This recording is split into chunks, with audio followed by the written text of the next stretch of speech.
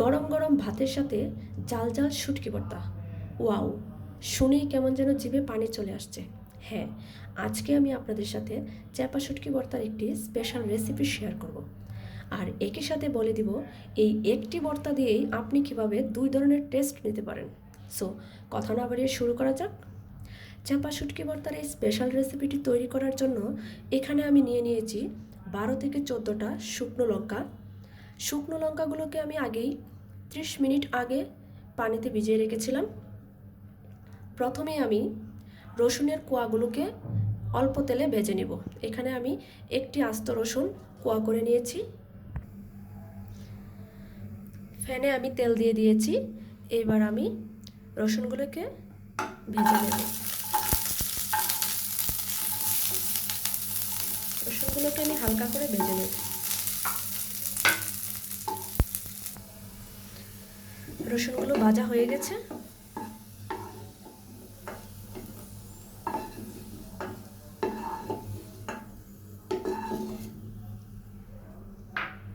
এবার আমি চাপা শুটকিগুলোকে একটু ভেজে নিব।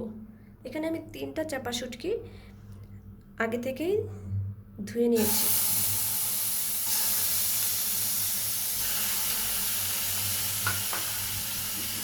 আমি একটু লবণ দিয়ে দিব।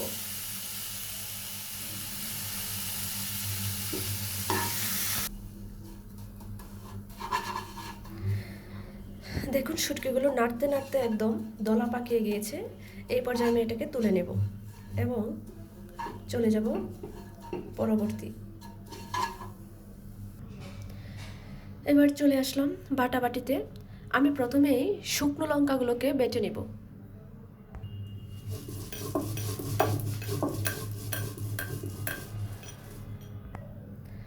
মোটামুটি এরকম বাটা হয়ে গেলে এখন আমি কাঁচা পেঁয়াজগুলোকে বেটে নিব এর সাথে।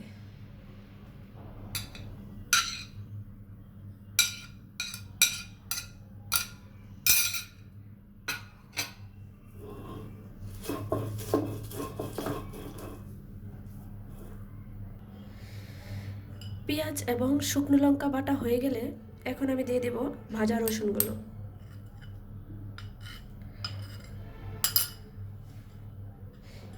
এবার আমি এগুলোকে একসাথে বেটে নেব।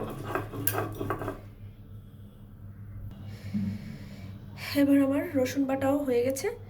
এখন আমি আগে থেকে ভেজে রাখা চাপা শুটকিগুলো বেটে নেব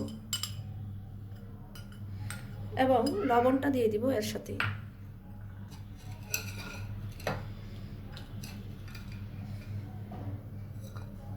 স্বাদ মতো লবণ দিয়ে দিব।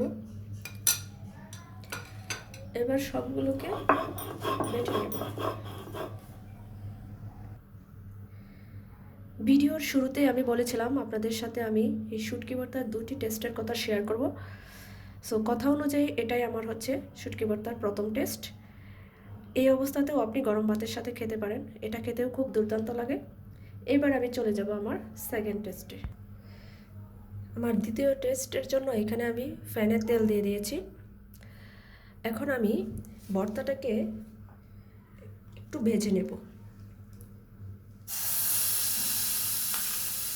আমার রেসিপিটি স্পেশাল বলার কারণ হচ্ছে এটাই যে আমি যে প্রথম টেস্টের কথা বলেছিলাম সে ওইভাবে খেলে অনেক বেশি ঝাল লাগে এবং গ্যাসের প্রবলেম হয়। আর এই ভর্তাটা যদি এইভাবে একটু ভেজে নেওয়া হয় সেক্ষেত্রে আপনার কোনো পেট ব্যথাও করবে না, আপনি রিল্যাক্সে খেতে পারবেন এবং খেতেও খুব সুস্বাদু লাগে। এবার আমি এটাকে একটু ভেজে নেব, 2 মিনিট ভেজে নেব। দেখুন, আমার ভর্তাটা প্রায় ভাজা হয়ে গেছে। এখন আমি এটা বাটিতে নিয়ে দেখাবো আপনাদের। তৈরি হয়ে গেল আমার স্পেশাল চাপা শুটকির ভর্তা। যারা আমার মতো চাপা শুটকি পছন্দ করেন তারা অবশ্যই এটা খাওয়ার জন্য এক্সাইটেড। সো দেরি না করে ঝটপট বানিয়ে ফেলুন চাপা শুটকির এই স্পেশাল রেসিপিটি। আমার রেসিপিটি কেমন হয়েছে কমেন্ট বক্সে জানাবেন।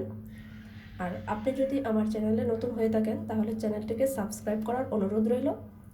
আজকে এই পর্যন্তই। ফিরে আসবো নতুন কোনো রেসিপি নিয়ে। সেই পর্যন্ত সবাই ভালো থাকুন, সুস্থ থাকুন। ধন্যবাদ।